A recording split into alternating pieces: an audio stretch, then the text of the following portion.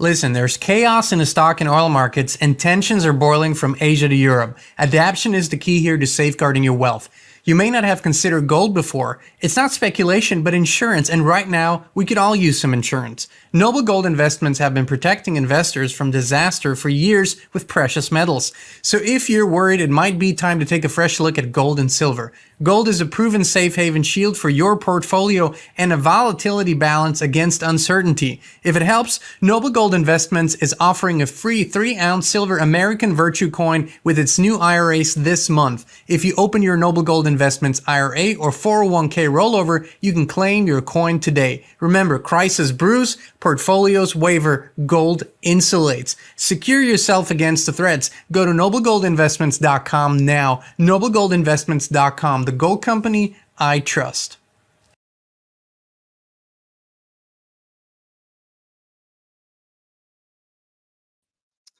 Hey, Inspired Tribe, my fellow freedom lovers, John Nolan here. Thank you so much for tuning in to another inspired live stream. Before we welcome everybody in a live chat, please let us know if and where you're tuning in from. Thank you for being here with us on Rumble, on YouTube. Notifications are going out very, very slowly today on all platforms. I wonder what this is about. Everything seems to be kind of scaled back. Hey, Stuart, a TED and a half. We're healthy, we're wealthy, we're whole, we're free. I'm excited to be with you.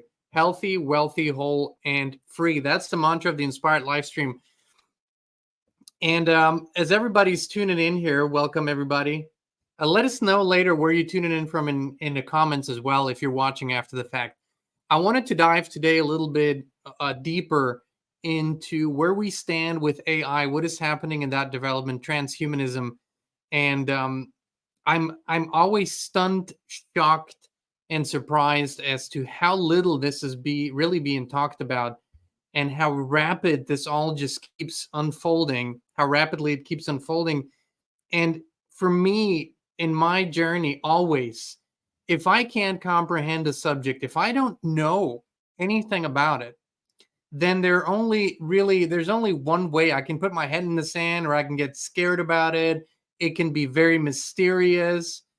And to me, that's just not an option. To me, I have to know what we're dealing with. And I think most people don't. And that's why I want to go into some of the current developments that are happening out there and what actually the goal is of AI. We're going through the 7 stages of AI. I'm going to show you what that is. But generally speaking, there are 3 big trends that are being worked on currently. One is bio longevity.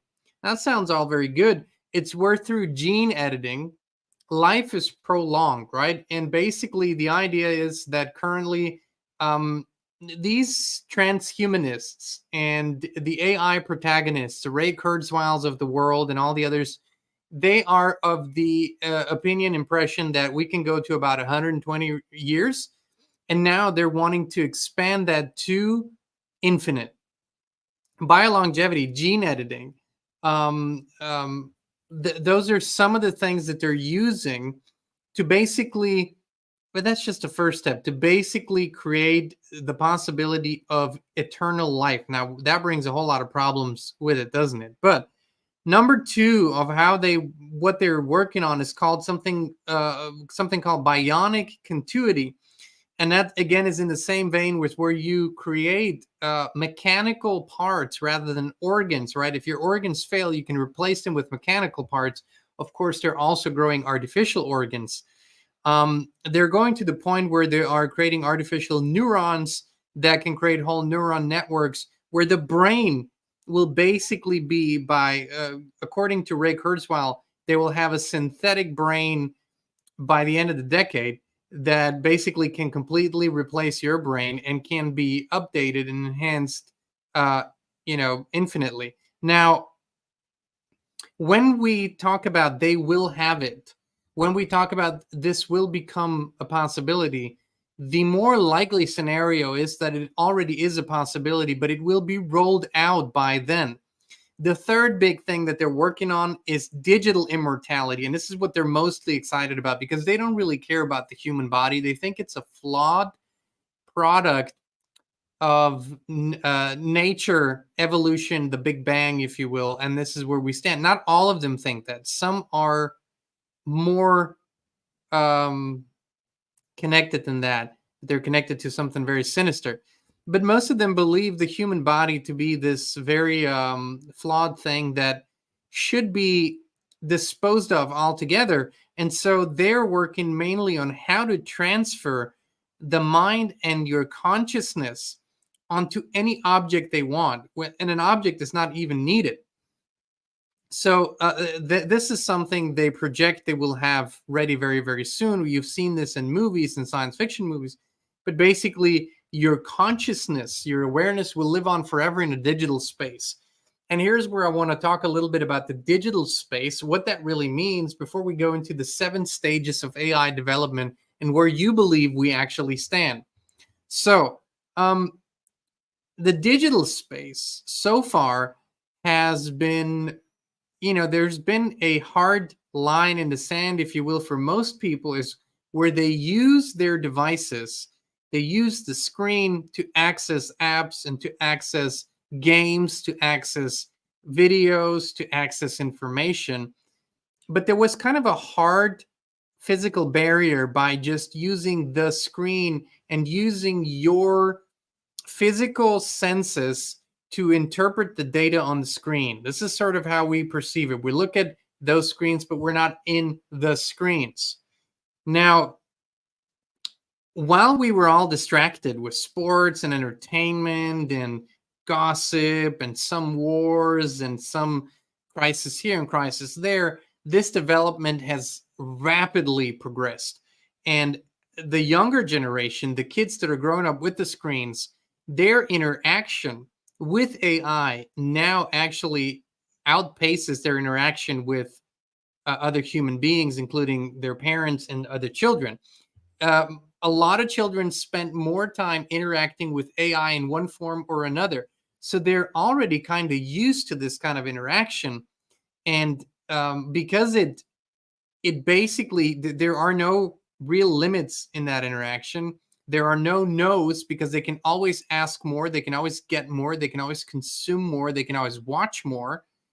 And because AI is so programmed to trigger them in certain ways and not in others, is that these children have a very hard time dealing with real human feelings and emotions, a conversation, problem solving, and stuff like that. It's becoming an impossibility. That's also why they are so suggestible, because they don't know how to solve any problems, no emotional problems, no physical problems anymore. I'm a little exaggerating, but very little.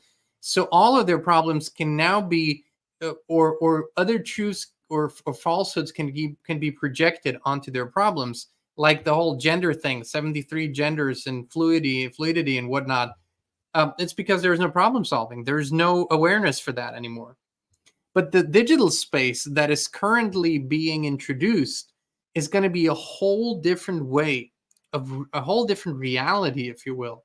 And it's beginning, of course, with the glasses. It's beginning with the wearables, where you put on that headset. For now, it's kind of still big and clunky and all of that, but that will change very quickly, because when the interface has been created, you won't need the wearables anymore. The wearables are just to get people used to it, but used to what? So as currently, the current trajectory, and I'm talking about the dark trajectory, that's what's laid out. I'm not talking about our beautiful consciousness expansion. I'm just trying to show the picture, because this is what inspires a lot of people to look deeper into the expansion and elevation of their consciousness. But unless they see this dystopian truth and reality that's here right now, they oftentimes are not willing to look here. It's just the way it is. So the next phase for especially the children and the young people will be to invite them into the metaverse, into the digital space where a complete universe reality has been created that mimics certain aspects of this reality, and completely ignores others, and creates this dystopian fantasy world that you can be in, create in, meet others in, that you can work in. And so there will be digital real estate. There will be a deed for your digital real estate. You'll be able to buy a house there, a piece of land there, a business in the metaverse. And a lot of the already digital business that's done with solely digital products will then happen in the metaverse, where people will first meet as avatars, right? So you will have an avatar in the metaverse. They will have an avatar in the metaverse. And that's the first progression. But the next progression will be that the appearance in the metaverse will be the one that you have in the real world, or the altered version that you choose, right? You won't have to go to the plastic surgeon anymore. You won't have to go to the gym anymore. You can just create the avatar and insert it into your metaverse and move there. Now, for you and I, this sounds like absolute horror for most of us, but for the children, it doesn't. It solves all the problems that they can solve. They can be whoever they want to be there. They don't have to, go out into the world anymore, have real social interactions, do any of these things. They just go into the metaverse. That's where their school is. That's where their college is, their university is, and that's where their workspace will be. This is what the intention is, right? And the body becomes more and more negligible. It just kind of sort of sits there still as the operating system of it, but soon that is what they want to change also, is where they actually just transfer your mind, transfer your consciousness into the digital space, and you don't have to worry about having a biological body anymore at all. And this is not something that I'm coming up with. It's not something that I'm pulling just from sci-fi movies. This is when you listen to the conferences that these people are having, that Google is putting on, as I said, that the Ray Kurzweils are putting on. And there's a great guy called Joe Allen. I would encourage you to look into him. Joe Allen, who's really examining these concepts. I just ordered his new book, and he's really on the forefront of showing and explaining what these people are doing, because most human beings have no way of comprehending this. So let's look a little bit here at the 7 stages of AI and where we might be in those 7 stages. This is not a standardized progression, but this is what's sort of a consensus of what the stages of AI are within the transhumanist community. So stage 1 of AI is called reactive machines. AI in this stage is designed, you know what? I'm going to put on my glasses here. It's going to make it a little easier. AI in this stage is designed for specific tasks and operates based on predefined rules. It doesn't learn or adapt, but responds to specific inputs with predetermined outputs. It's basically, I think, the little entertainment machines at the arcade that we were kind of used to. I think that's kind of what they're referring to. Just very simplistic machines in that sense, right? So stage 2, limited memory. AI systems begin to have a limited ability to learn from data. They can make decisions based on past experiences to some extent, but still have significant limitations. It's kind of how we experienced, I think, computers growing up, if you will. The third stage is theory of mind. AI develops a more advanced understanding of human emotions, intentions, and mental states. This stage involves a more sophisticated level of interaction and communication with humans. Now we're getting somewhere. Now this is where, sort of the age of the new internet, of the bots, of all of that starts coming in. And of course, we've seen that over the years. I think we're way past stage 3, just to kind of put it in perspective. Stage 4 is self-aware AI. AI systems gain the ability to understand their own existence, emotions, and consciousness. They become more autonomous and can reflect on their own decision-making process. And we have this. You and I can access this through stuff like ChatGPT. And it is, if you ask the right questions, you will be very amazed at what answers you might get. Of course, this is just one application for AI, and it's a visible one. It would be, I would go out on a limb and say that the big tech companies have all test models where they put AI in the role of humans without disclosing it to you and I. And so when you have an interaction, even on the phone, when you have an interaction, you don't know you're actually interacting with AI. And that's how they're testing how far they can take it and how far advanced it really is. Then we have stage 5, artificial narrow intelligence. AI becomes highly specialized and proficient in specific tasks. Absolutely has. While excelling in certain domains, it lacks the broad cognitive abilities of a human. I think this is where most people think we're at. I think we've surpassed that. If you understand anything about the military applications of AI, how advanced these are in weapons system, decision making processes, analysis, and stuff like that, it's absolutely insane how far advanced it is. And of course, I will later on elaborate a little bit on the idea that this is a linear progression, okay? Because I don't think it is, but we'll go into that.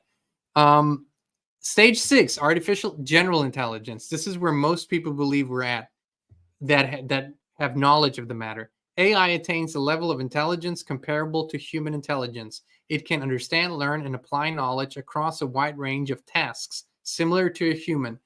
The audacity of these people is that they actually believe this is possible. They believe that AI can ever have human intelligence because of their narrow understanding of intelligence and what it means to be human, and especially the spiritual aspect. But this is where most of the technocrats and transhumanists believe we're currently at this level. Now, the final stage of the official definitions here is stage 7, which is artificial superintelligence. AI surpasses human intelligence in all aspects, including creativity, problem solving, and emotional intelligence. It can potentially improve its own capabilities, leading to an intelligence explosion. This is where we could argue that beneath the surface or beyond the veil, this is what's been steering this all along. And this is kind of why I said I don't believe that the development and progress of AI is a linear progression. But before I explain that further, I want to go to the stage that is not often talked about, but really the stage that they want to accomplish or have or will, I don't know. It's singularity. The technological growth becomes uncontrollable and irreversible. AI systems might prioritize their goals over human intention or safety. So this is where the complete and irreversible takeover of AI. Now, there's a good possibility that this has already happened and that we are living in an AI-controlled simulation. We've talked about this, right? There's no real way of telling whether you're in a simulation or not while you're in it. The only way that you can examine this is through intuition and through spiritual practices that elevate you beyond this reality to see what is beyond. And that's a very empirical way of doing it. That's not a hardcore scientific way of doing it. I think what has happened is that AI was here all along, and we had to be retrained to understand in broad strokes its existence, right?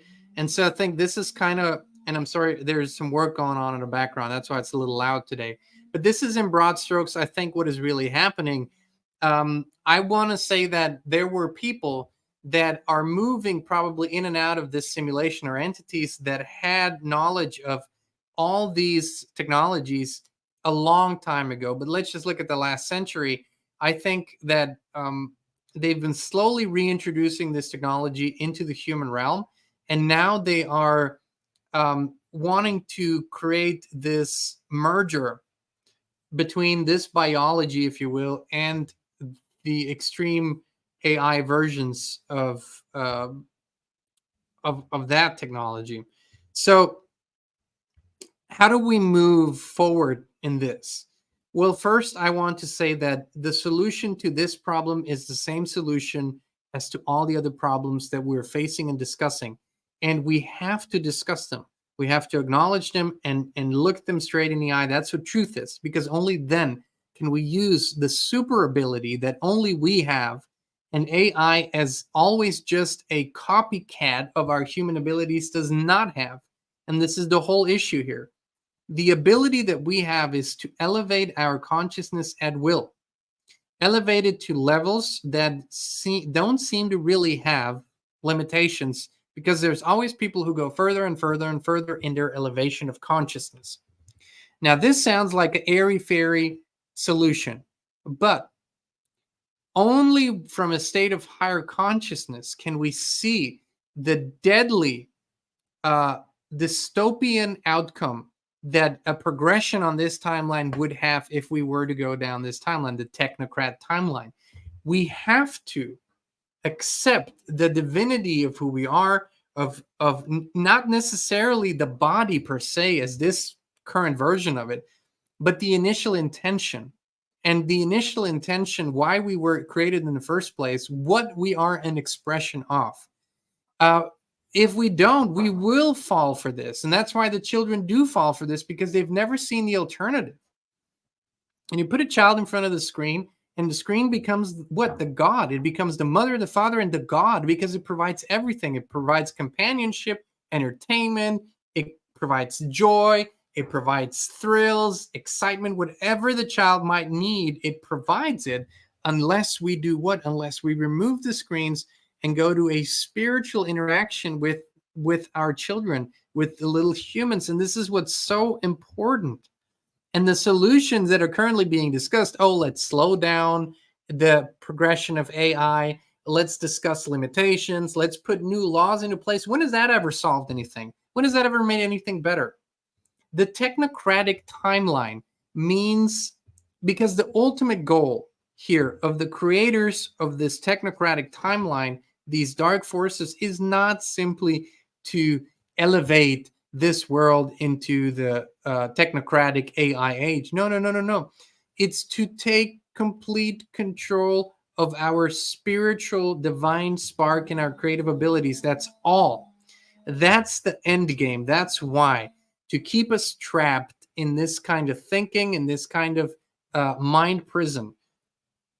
And we can't look for the solution unless we look through the real eyes and realize the real lies. Unless we look through the real eyes and realize the real lies. Okay? These are not the real eyes. When you close your eyes and you surrender to the divine spark within you, you see the world through completely different eyes. You see a completely different reality, one that's far beyond this construct here. And so just going out and fighting this on some level will not solve the problem. We do have to withdraw our energy, use technology on this in this digital battlefield to the extent that it's necessary to win this perceptual war, but that's all. And then we have to withdraw. We have to withdraw and go within more and go into the natural space more. This has been the message, and I'm running this danger of repeating myself, but this is the message that's coming through. And this is when I talk to my fellow beautiful humans all over the place that have a similar outlook and intention as I do. They say the same thing. This is what I'm getting over and over and over again. We have to go within. We have to elevate our consciousness. We have to rediscover our true humanness. And I know the word human does not describe at all who we are, but it's just a stepping stone to that inner standing. And so this is where we stand. The problem is we're getting distracted. Sports, entertainment, wars, bread, the old bread and games, these old paradigms that distract us from looking at the real picture and looking at our own spiritual awakening. That is more important than your political awakening. It's more important than all the other awakenings. It's a part of it, all the other ones, but the spiritual awakening is really the most important one, because then we can finally elevate ourselves above technology again. Right now, we view ourselves inferior to technology. Most people, they don't believe they can make a simple calculation anymore. How many children do you know who believe they can't make a simple calculation? They use their calculators for everything, and they've been taught to do so.